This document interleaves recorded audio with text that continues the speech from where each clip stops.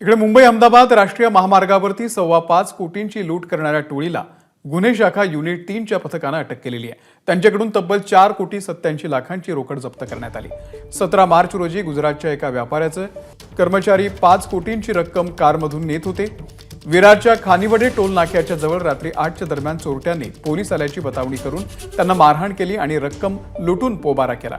Mandvi police ठाण्यामध्ये गुन्हा दाखल झाल्यानंतर गुन्हे शाखा युनिट 3च्या पथकानं उत्कृष्ट तपास केला आणि 4 आरोपींना वेड्या ठोकल्या। मुरुगनंदन अभिमन्यू, बाबू मोडास्वामी, मणिकंडन चलैया आणि बालाप्रभू षणमुगम अशी आरोपींची नाव आहेत। क्रेटा गाडी जी सुरतवरून मुंबईच्या दिशेने येत असताना रात्री 8च्या 9च्या सुमारास एक वॅगनआर गाडीने त्यांना थांबवले।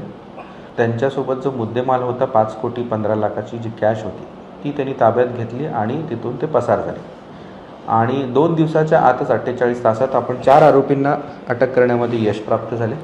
या 4ही आरोपींकडून आजपर्यंत आपल्याला 4,87,00,000ची मुद्देमाल आपण जप्त करण्यात आलेला आहे। एबीपी माझा, उघडा डोळे बघा नीट।